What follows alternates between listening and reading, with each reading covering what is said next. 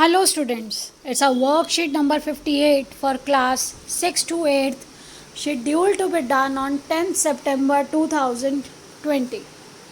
Students, first of all you have to write down your names and then your class teacher's name. बेटा आपको सबसे पहले अपनी identity लिखनी है, इसीलिए बार बार हर वर्कशीट पे ये दिया जा रहा है ताकि आप जब काम भेजें, पिक भेजें तो आपके टीचर उसे पहचान सकें और उसको रिकॉग्नाइज़ करके आपका टिक मार्क लगा सके किस किस बच्चे ने काम किया है या कौन सी करेक्शन है.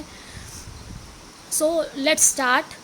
Along with maintaining our personal hygiene it is important that we keep our surrounding clean. बेटा कितनी इम्पॉर्टेंट बात है कि सिर्फ अपने हम बॉडी की पर्सनल हाइजीन साफ़ सफाई रखने के साथ साथ अपने बॉडी की हाइजीन आप रखते हैं, हम नहाते हैं जैसे, ऐसे ही हमें अपने आसपास की सराउंडिंग को भी क्लीन रखना चाहिए. So we must clean our homes daily. हमें रोज़ अपने घर की सफाई करनी चाहिए. We should not allow waste to be accumulated inside our homes. हमें कूड़े को अपने घर में इकट्ठा नहीं होने देना चाहिए. We should try to put wet waste. Wet waste कौन सा होता है? वेट यानी कि गीला. हमें कहाँ पे डालना चाहिए गीला कूड़ा?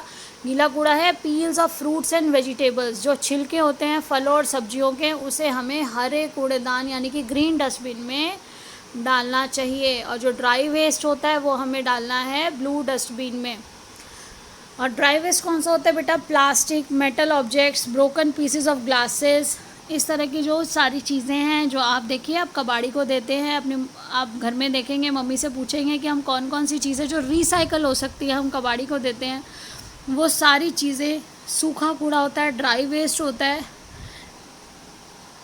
इन blue dustbin so that it is easier to manage waste. क्योंकि आप ब्लू डस्टबिन में डालेंगे तभी वो सेग्रीगेट हो पाएगा, अलग हो जाएगा. उसको सेपरेट करने में ज़्यादा मेहनत नहीं करनी पड़ेगी. अदरवाइज़ वो गीले कूड़े की वजह से वो जो सूखा कूड़ा है जिसको रिसाइकल किया जा सकता है वो भी इस बेकार कंडीशन में इतने बुरी हालत में हो जाता है कि उसे रिसाइकल करना मुश्किल या नामुमकिन हो जाता है. तो अगर हम शुरू से उसको अलग रखेंगे, सेग्रीगेट करेंगे, तो आगे वेस्ट मैनेजमेंट जो हमारा है सिस्टम कि उसका कैसे निपटारा किया जाए कूड़े का. बेटा टन, हर रोज़ कई टन कूड़ा निकलता है हर शहर में से, हर राज्य में से. आप देखते हो कूड़े की गाड़ियाँ घरों में आती हैं और पूरी भर जाती हैं और इस तरह से सभी गाड़ियाँ भरी हुई एक स्थान पर जाती हैं और जहाँ इसे सेग्रीगेट करना पड़ता है. अगर हम पहले से अलग अलग रखेंगे और अलग अलग ही उसे लेकर जाया जाए तो ये काम काफ़ी आसान हो जाएगा. Now glass bottles and cloth bags can be check thoroughly before throwing into the dustbin. बेटा यहाँ पे क्या कहा गया है? जो ग्लास बॉटल्स होती हैं ग्लास की बनी हुई या क्लॉथ बैग्स हैं, यहाँ ई नहीं आएगा, तो क्लॉथ बैग्स इन्हें हमें थॉरोली चेक करना चाहिए. अगर वो इस कंडीशन में है, साफ़ है कि दोबारा यूज़ कर सकते हैं, तो हमें उन्हें रीयूज़ करना चाहिए. Can it be reuse? If yes then we must try to use them again. बेटा अगर वो रीयूज़ हो सकते हैं, रीयूज़ मतलब री होता है दोबारा, रीयूज़, अगर हम उन्हें रीयूज़ कर सकते हैं, अगर वो साफ़ कंडीशन में, ऐसी कंडीशन में है कि उसे दोबारा यूज़ किया जा सकता है. री मतलब है दोबारा और यूज़ मतलब है इस्तेमाल. इससे शब्द बना है आपका रीयूज़, जिसे दोबारा इस्तेमाल किया जा सके. अगर उसे रीयूज़ किया जा सकता है then we must use them again, तो हमें उन्हें दोबारा इस्तेमाल करना चाहिए. अब इसके लिए मैं आपको एक चीज़ और बताना चाहूँगी जो इससे कनेक्टेड है और हम सभी को अपने दिमाग में ये बात को रखना है कि proper waste management to take care of our environment we must keep 4 R's in our mind. हमें 4 R हैं बेटा. R क्यों कहा गया है? क्योंकि ये जो वर्ड्स हैं वो R लेटर से शुरू हो रहे हैं. जो इंग्लिश के R अल्फ़ाबेट है आपका, उससे शुरू हो रहे हैं. Refuse, reduce, reuse, recycle. Refuse बेटा मना करना होता है, किसी चीज़ को मना कर देना, नहीं मुझे इसका इस्तेमाल नहीं करना है. जैसे अभी रिफ्यूज़ किया गया था प्लास्टिक बैग्स को, पॉली बैग्स को, तो कपड़े के, कागज़ के थैले इस्तेमाल होने शुरू हो गए बहुत ज़्यादा मात्रा में. जो लोग जागरूक हुए हैं वो प्लास्टिक का इस्तेमाल उन्होंने करना बंद कर दिया. तो रिफ्यूज़ करना, मना कर देना। लेकिन कभी कभी ऐसा होता है, कुछ ऐसी चीज़ें हैं, प्लास्टिक के ही बने हुए हमारे चश्मे के फ्रेम हैं और वो प्लास्टिक के है और हमारे लिए इस्तेमाल करना बहुत ज़रूरी है, क्योंकि लाइट वेट है, हम अपने आँखों के ऊपर, नाक के ऊपर ज़्यादा भारी चीज़ नहीं रख सकते, या और भी बहुत से कारण हैं। कुछ लोगों को एलर्जी है धातु से, मेटल से, तो इस कंडीशन में क्या हो जाएगा बेटा, हमें वो प्लास्टिक इस्तेमाल करना बहुत ज़रूरी हो गया। तो हमें कम से कम इस्तेमाल करना है, रिड्यूस करना है उसके इस्तेमाल को। अब इसके बाद क्या है, यहाँ पे रिड्यूस का मतलब उसके इस्तेमाल को कम से कम कर देना, और रीयूज़ मैंने अभी आपको बताया, री और यूज़, इस्तेमाल करना है उसको दोबारा, बार बार, जब तक कि उसे इस्तेमाल किया जा सके, रीयूज़।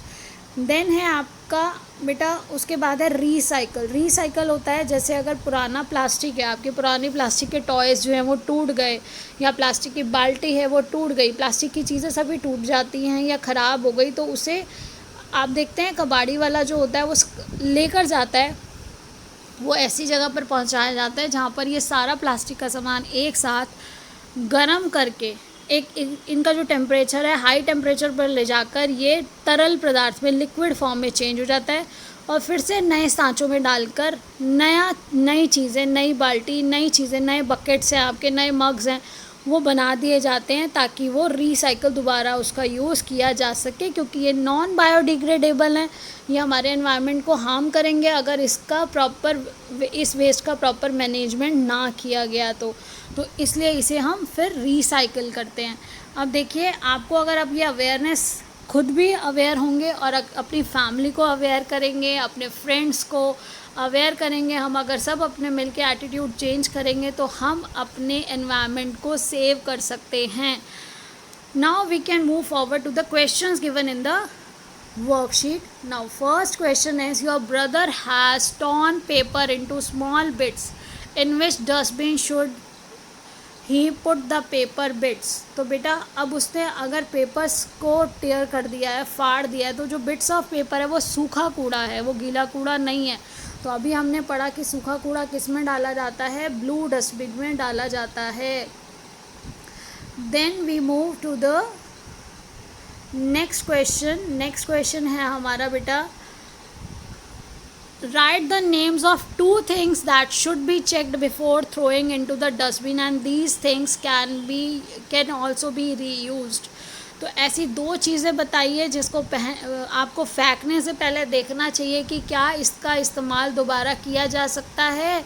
तो हमें यहाँ पर ही दिया गया था बेटा, अभी लास्ट लाइंस में हमें यही कहा गया था कि ग्लास बॉटल्स और क्लॉथ बैग्स जो हैं उनको हमें देखना है क्या इनका दोबारा इस्तेमाल किया जा सकता है, क्या वो ठीक कंडीशन में हैं, क्या हम उन्हें वॉश करके इस्तेमाल कर सकते हैं दोबारा। अगर कर सकते हैं तो हमें उन्हें दोबारा इस्तेमाल करना चाहिए। Next question is, make a list of dry waste in your home.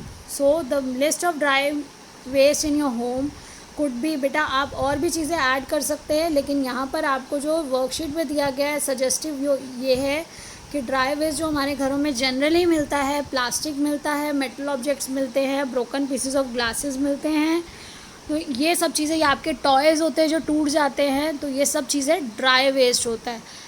तो अब आप इसमें और भी ऐड कर सकते हैं, आप अपने घर में देखिए, सर्च कीजिए और कौन कौन सी चीज़ें हैं जो ड्राई वेस्ट में आ सकती हैं।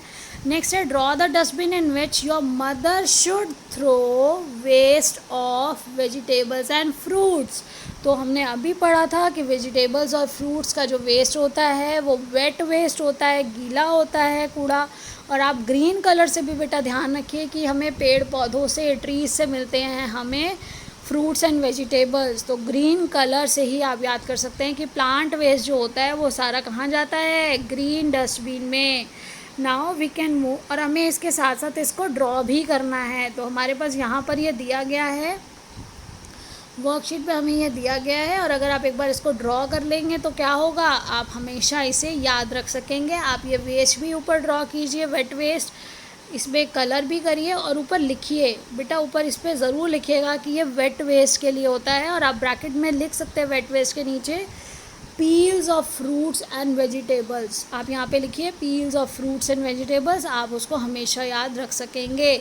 नाउ आपके पास बेटा ये आंसर्स हैं, आपने मुझे लास्ट रिक्वेस्ट किया कि मैम आप आंसर्स रिटन फॉर्म में भी समझाने के बाद दीजिए। Now the answers are, answer number 1, आपसे क्वेश्चन पूछा गया था बिट्स ऑफ पेपर को आपका ब्रदर जो बिट्स ऑफ पेपर उसने फाड़े पेपर वो कहाँ डाले। तो bits of paper is a dry waste, we should put them in blue dustbin. And next question is, what are the 2 things we should check before throwing whether they can be used, they can be reused। तो हमें अभी यहाँ पे पता चला कि reuse कौन सी चीज़ हो सकती है। ग्लास बॉटल्स को हमने फेंकने से पहले ज़रूर देखना है, क्लॉथ बैग्स को ज़रूर देखना है, अगर वो रीयूज़ हो सकते हैं we must reuse them. Next is dry waste in your home. तो आपके घर में एक सजेस्टिव तो आपको बता दिया गया कि ड्राई वेस्ट हमारे घर में क्या हो सकता है, plastic objects, toys, metal objects, glasses, broken pieces of glasses etcetera.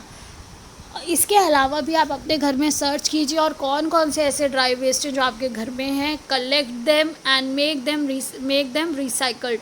तो उनको रिसाइकलिंग के लिए दीजिए। क्वेश्चन नंबर 4 इज़, आपकी मदर को कौन सी जगह पर डालना चाहिए, जो उनको कहाँ थ्रो करना चाहिए जो वेट वेस्ट है। तो mother should throw the wet waste of vegetables and fruits in green dustbin. उनको कहाँ डालना चाहिए, ग्रीन डस्टबिन में डालना चाहिए। आप ग्रीन डस्टबिन के साथ ब्रैकेट में लिख सकते हैं वेट वेस्ट या फिर peels of fruits and vegetables. और बेटा साथ ही साथ आपको ये ग्रीन डस्टबिन ड्रॉ करना है। इट वुड बी हेल्पफुल अगर आप ग्रीन एंड ब्लू दोनों ही ड्रॉ करें, दोनों ही में ही कलर्स करें। अदरवाइज़ ब्लू तो अगर आप नहीं भी करते हैं तो ग्रीन इज़ मस्ट, क्योंकि वो क्वेश्चन में दिया गया है। सो create awareness, be aware, be alert, keep learning, stay blessed, stay happy. Thank you.